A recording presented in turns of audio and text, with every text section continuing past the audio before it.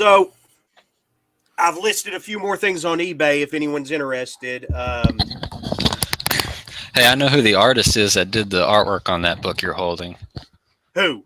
Susan Blanc, or Black, B-L-A-C. Yeah, she's Can I pretty say good. who you are? Can I say who you are? Yeah. You are correct, Thomas. It is Susan Black, B-L-A-C. Yeah. Her stuff's great. Yeah, So, she's pretty amazing. She did a bunch of the covers for what was it, Deadite Press for a while. Yep. Mm-hmm. Some of it's kind of hard to look at. Yeah. I'm looking for the other book I just listed on eBay, but here's one, Wrath James White, His Pain, about a young man who feels constant pain to the point that mom and dad go, to like downtown to score him heroin, but he's in so much pain all the time. It's like all he feels is like constant agony, in his nerves, his muscles, his bones. And, but he learns to control the pain, and I won't reveal how that is. But let's just say this is like classic splatterpunk, fun. I also listed Super Fetus by Adam Pepper. I can't find it at the moment. Super Fetus. Yeah, I just don't know where I put it, but rest assured, it's here. And there's much more where that came from.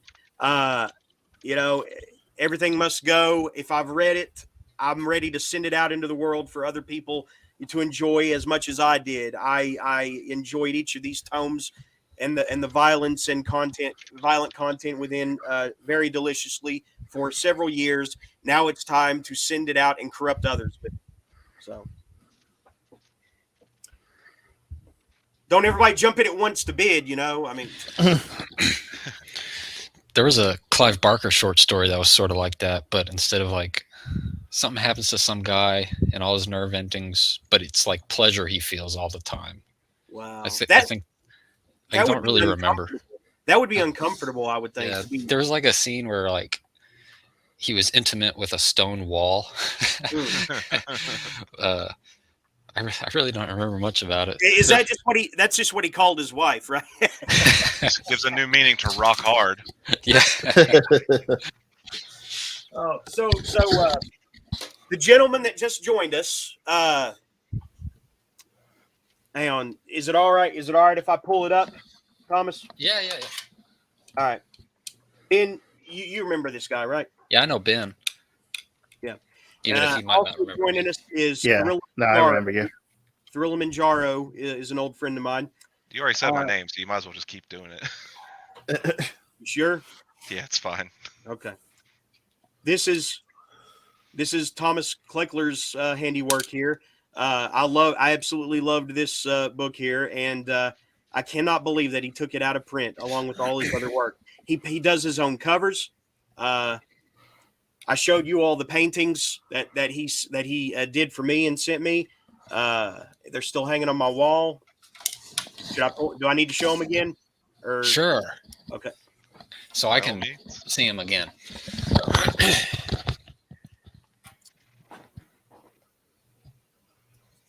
This was I know the light reflecting. Yeah, the glare. This was a commission. This was a custom that I asked him for, and he got it exactly how I envisioned it, like a perverted like Tool video type atmosphere. And it took you several tries to get to that revelation. I didn't come out and say Tool video, but somehow you arrived at that conclusion that was what I was looking for, which is it's amazing, sometimes how the artist's mind intuits, what it needs to do. Like, it's amazing. It was a struggle to come up with something based on your criteria. I'm glad it turned out good. I am so amazed by how it turned out. And, you really need to continue to pursue writing and your art. I don't know where you're at with that right now, and I know you had your reasons for taking everything out of print. Well, I've been thinking about it since we talked earlier. And are you familiar, you guys, with the website archive.org? Yeah, we were talking about it a minute ago. Yeah, okay. They're still imperiled in a legal battle, right? I didn't know anything about that. Ben would know. Yeah, they are. Oh, well, anyway, what I was thinking was either through that or through like just a torrent, like file sharing, to upload all my stuff in one way or another, just so it's available to anyone that really wants to find it for free. I'm still trying to decide what to do about obfuscating my name or whatever, but I'm definitely not gonna have it permanently be hidden, just sort of for the time being. And frankly, I got everything I wanted to out of it.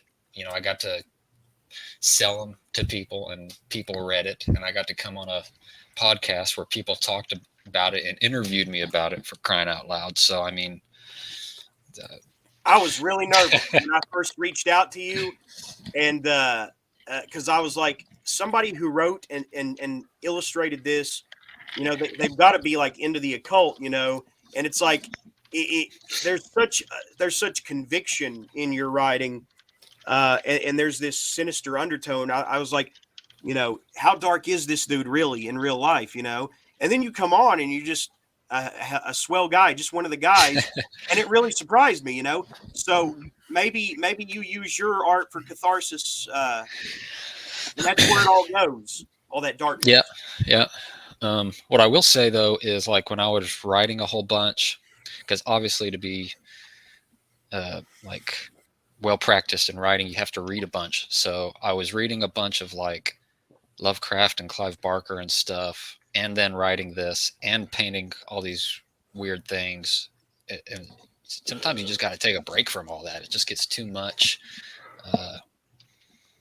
weird, negative stuff.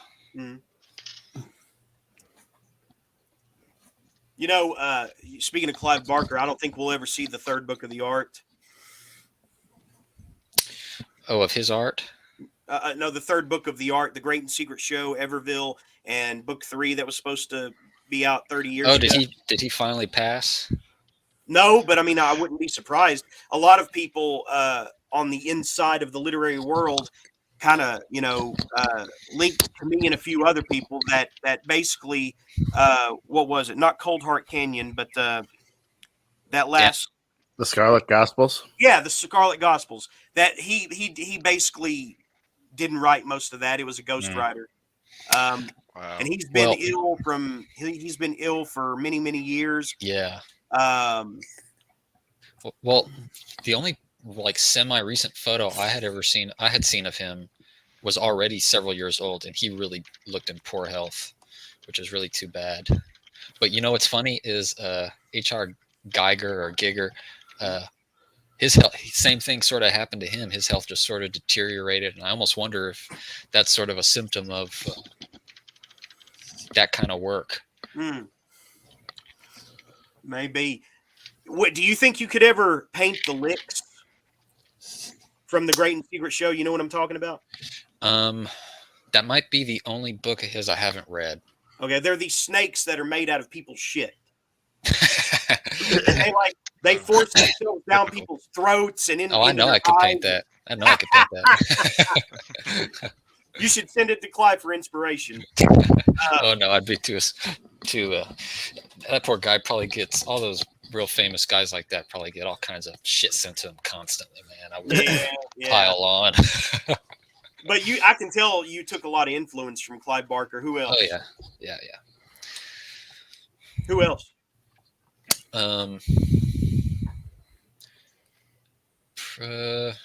Probably Clive Barker, and Lovecraft, as far as trying to write a little bit of purple prose, which is a term I learned from you. But really, just I liked that. Lots of like crimson in the work, lots of stuff I wanted to read about, not just a bloodbath that's just bloody to be bloody, but a cool creatures and monsters, creepy Mhm. situations and things. Yeah. What monster were you most afraid of, like in your developmental years? The first one is a stupid one. And it was a Hmm. recurring nightmare I used to have where a guy in a white bear suit was trying to get me to eat my feet. And I had that several times. And then after that, Gollum from Lord of the Rings. Oh yeah, I actually had a lot of nightmares about him when I was a little older, like maybe from the book or the fifth cartoon or grade. the No, film? from the movies. The live action movies. Yes. Wow. I didn't read the books until I was already an adult. Oh, okay. But that's pretty much it. I never really, the nightmares I always had were really situational. You know what I mean? Like being in a weird situation, like all the doors in the house are open and I'm trying to go around and close them. Mhm. You know. You know what always freaked me out, and well, you sure you want me to call you Will? It's fine. All right. So, and Will knows this. I've always been creeped out by the concept of alien abduction. Oh yeah, You know, that's pretty and how creepy. Yeah. these UFOs can just suck you up into them. I watched Fire in the Sky. I studied every frame of it for years. I watched all the episodes of Sightings on Friday night on Fox. Unsolved Mysteries, you name it. I was obsessed with aliens culture in the 90s. And the thought that I would look up at the sky sometimes and I would think, I'm vulnerable right now, you know. I mean, I didn't use those words in my mind, but I'm thinking they could suck me up any minute, and I would be helpless. You know, I've got to get Yeah. inside, and I think that contributed to a little bit of, like, a mild agoraphobia that I had, you know, as a young adult. Well, there was this guy who he would astral project, right? And I don't remember if he like was with the government. You know where they were doing that thing, like that movie, The Men Who Stare at Goats, is kind of based off it. Yeah. I don't remember if he was part of like a government thing or if he was just sort of on his own. But he said he only once did he astral project to the dark side of the moon. And there was like some fucked up alien looking back at him, and it scared the shit out of him. So he never did it again. Oh, did he describe what it looked like? I don't think so. Or if he did, I don't remember. Shit. Yeah, so that kind of freaks me out. Astral projection kind of freaks me out. And like sometimes when I'm meditating and stuff and I feel starting to happen, I kind of reel it back. Because I don't want to, I don't want to see something fucked up that's going to freak me out, If I want to see something fucked up that freaks me out, I'll just eat edibles. Eat what? I'll just take edibles. You know, I don't lie. I don't like the Delta 8. It messes with me in a way that even like high grade pharmaceutical opiates don't. I feel like I'm having seizures sometimes if I take too much Delta 8. I don't like edibles and stuff. I don't know. It's like it's the one drug I can't handle, oddly enough. Is Delta 8 the one they make in a laboratory? Probably. And Delta 9 is the real thing from what I understand, right? Okay, yeah. Interesting. Yes. Subscribe and smash that like button. If this video gets 100 likes, Jeremy will pull his dick out on the next stream. Nice. Yeah. Oh, that reminds me. I need to go put it on my Instagram. For 1,000 likes, you know. For 1,000 likes, Jeremy will spread his asshole. Maybe. What will Ben do for 1,000 likes? Yeah, I ain't doing shit. I'm not the host. You ever heard of glass ass? Oh no, that poor guy. If it's what I'm thinking of, Yeah, isn't the it video with the guy who puts the mason jar up his ass. Oh yeah, one guy, one jar. And he tries pulling the glass out after he calls 911 and dies or something. Jesus. No, he didn't die. Apparently, he just after he finished picking out all the glass from his ass, he just like put like quit coming on The Quiet Place and stuff. Yeah, he did have to do that, but he also I guess just put like something in between his ass to stop the bleeding, and then just went about his day. I thought they called that One Guy, One Jar or something like that. Yeah. Those I kinds only of heard it as videos. Blast Ass back from like Okay. Rotten.com and Ogrish. Yeah, that. Oh, wait, that was after Rotten, wasn't it? It was after the heyday of Rotten. Maybe so. I that mean, stuff I'm sure there are other cases of really like guys freaks me putting. out. It's got a Serbian film feel to it. All that Rotten.com stuff and Ogrish and all that dark web stuff. It's got a real Serbian film feel to it, and it freaks me the fuck out.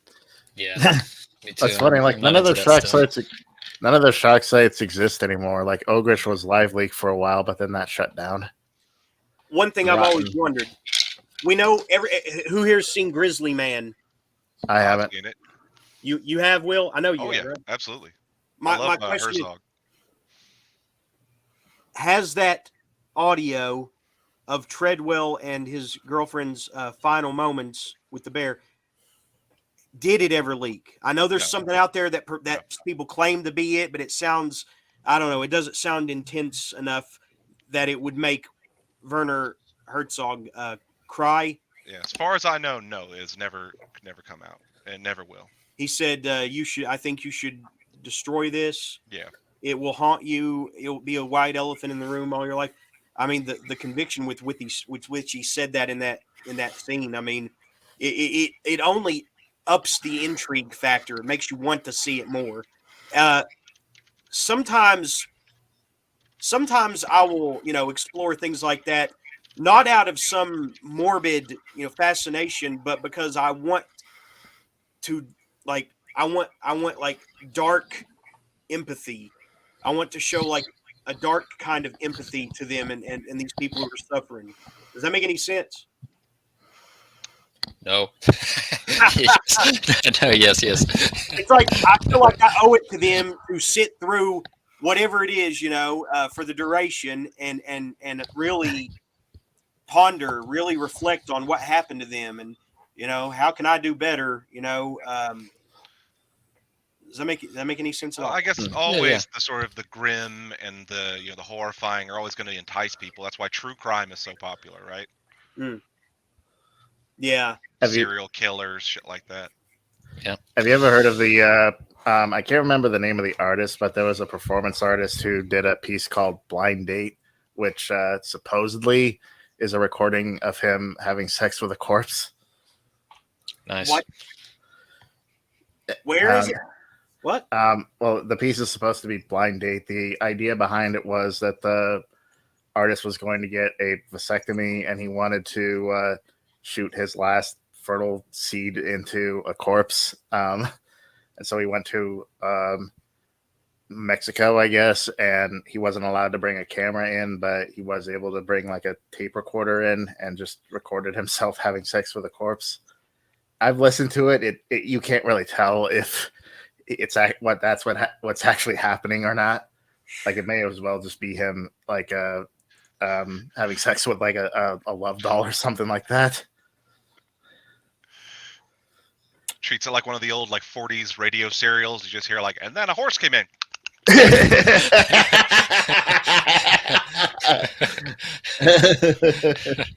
Who's played them off right now? Oh, he's a guy who like does YouTube videos about creepy lost media and dark web stuff. Well, Thomas, what do you ever read? Do you ever get around to reading anything? Yeah. Actually, I'm almost embarrassed to admit what I've been reading for the past several months, and it's Harry Potter. No, those Warhammer books, those Horus Heresy books. Yeah. I'm kind of treating them like comic book tier stuff, but they're not super terrible. I mean, I've read all the Gaunt's Ghosts books. I thought it was for like kind of like almost like World War II type fiction. War. Like war stories type thing. I thought it was interesting. I thought they were good. I don't have a problem with genre fiction. Yeah, it was pretty good. I guess what my reservations about it was that I didn't want them to be like tune in next week for the exciting conclusion of blah blah blah. Like 40 or 50 of them. That was kind of a turnoff. Yeah. But so like I listen to I do audiobooks, and so I listen to like the first, I don't know, maybe 3, and they're all kind of going in order, and then all of a sudden, like number 5 or 6 or something, totally is like a huge leap backwards in time or then elsewhere. So I'm like, okay, maybe it's a fluke, and so I skip that one. Same thing. It's a complete divergence from the story. So I had to go online and find the closest approximation to the next. So that was kind of annoying. And it ended up being like book number 30 or something. So I'm sort of running out of the main storyline books already. Yeah. So I'll have to find something else. I read Don Quixote. That was good. I love Don Quixote. Yeah. I had no idea what it was going to be about, and I was when it's kind of started, I'm like, I think this is like a funny book. It was a really nice surprise. Yeah. I have a problem with the resolution of the book, though. Oh, really? You didn't like how it ended? Should I say? I mean, it is an old book. I mean, I'm not really. Yeah. I would say, unless these guys haven't read it. Oh, hey, here's a spoiler for Romeo and Juliet. They die at the end. See, I didn't like how Don Quixote seemed to abandon all of his fanciful, whimsical dreams at the end and saying that he wasted his life, basically. Yeah. I mean, that's well, the point, wasn't it? Yeah, the book's sort of supposed to be, I think, like a criticism of those books on chivalry, and he's like a caricature of all of those guys. And so the ending is like supposed to be a happy ending. I guess if we were alive in the 1600s or whenever it was written, we would be more thrilled with that ending. But I'm like, I agree with you. I would have liked him to have continued to have zany adventures and lived happily ever after, or even as a shepherd with Pancho. That I would have liked to have seen that ending as well. But he died happy, surrounded by loved ones. So I guess it wasn't too awful. Yeah, have you ever read the short story Pierre Menard, author of the Quixote by Jorge Luis Borges? No. Wow. It's written as a book review, and it's kind of a comedic story as well. What it's about is it's a book reviewer who's talking about Don Quixote by a fictional author named Pierre Menard, who basically rewrote Don Quixote exactly as it was. But the reviewer, the critic, is claiming that because it was done by a different author, that it recontextualizes the entire book. Oh, that's pretty meta. Is that what they call it? Yeah, and it includes him like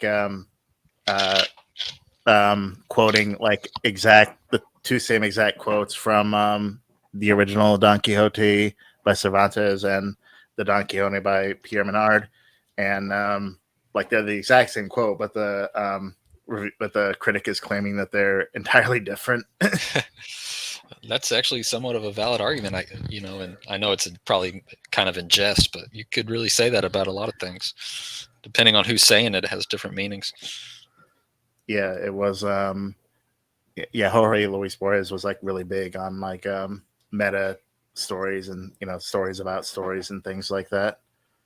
It does kind of remind me how I think it was Hunter S. Thompson. He talked about how one of the exercises he did for writing was that he retyped. It was something like "The Sun Also Rises" or something like that, because he believed it would give him like the rhythm of writing like that. That's interesting. So that's where they got that on Finding Forrester from Hemingway. Yeah, it makes sense. I think so. Yeah. About Don Quixote though, if it was a criticism of people who tilt at windmills, I don't know. I think that sometimes you can have a successful and happy and full life out of tilting at windmills, and that's a metaphor for slaying your own made-up dragons, living life on your own terms and whatnot. Just look at Wesley Willis, Daniel Johnston, those two guys were able to have, those guys are the reason I'm doing this because they gave me hope. Don Quixote was right to want to destroy windmills because they were predecessors to industrial society, which has been a complete disaster for the human race. So be a modern Don Quixote and bomb a nuclear power plant or something like that.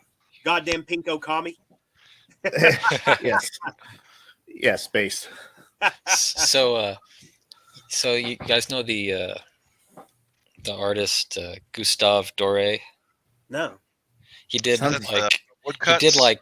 over 100 engravings for Don Quixote. He also did Dante's Inferno. So if you've ever seen engravings of Dante's Inferno, it's him. Oh, okay. And so he did a whole bunch. He did a whole bunch for Don Quixote, and you can see all of them on Project Gutenberg, and they're super awesome. And I was going to try Project Gutenberg is another good. Project Gutenberg's great. For old books. Public domain works. Yeah. Mm-hmm. What now? So he did do woodcuts, like Will said? He did engravings, and something I don't understand is there's often two artists' names, and they attribute one like engraver and then one not. They don't call it a drawer or something, but they call it something, and so I'm not quite sure.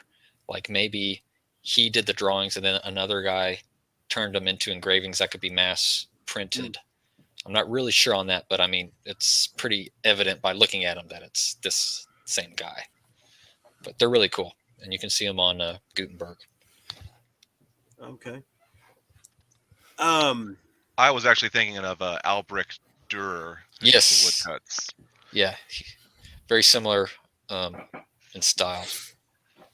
Although Dürer is I think he's earlier, so his stuff is a little more medieval looking, I think.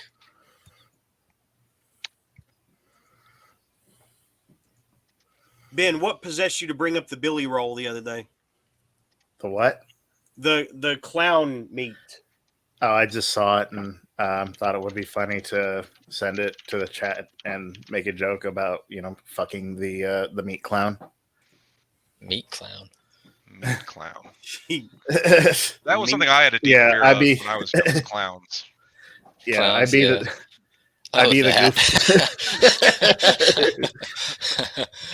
I'd be the goofy motherfucker laying pipe. Bitches call me the meat clown. I've never seen that. That's kind of depressing. That's just imagine like cutting a hole just big enough for your dick in the mouth there, just warming it up a little, and just fucking going to town. When I see that though, it actually makes me think of like the government's giving you your meat rations for the month, and all the meat in the store looks like that. Yeah. And remember, the government loves you. Yeah. It's for your own health. It wants you to be happy at all times. Yeah. Against your will. Ben fucks the meat clown on the regular. Bitches be riding my meat clown. So now I'm just waiting on the guy in Portland to get here. Do you ever do any conventions, Thomas? No. Like I used to do those art shows a bunch. They were not super huge. I don't really I never had the desire or constitution to do a big convention. Oh yeah, this is the guy you were saying. He remind me what you told me he does. He wrote Sillick's stash is missing, as in Sillick's mustache. Yeah. He's a real bizarro come lately author, and he is probably the most tolerant Portland author to conservatives I've ever seen. It's amazing.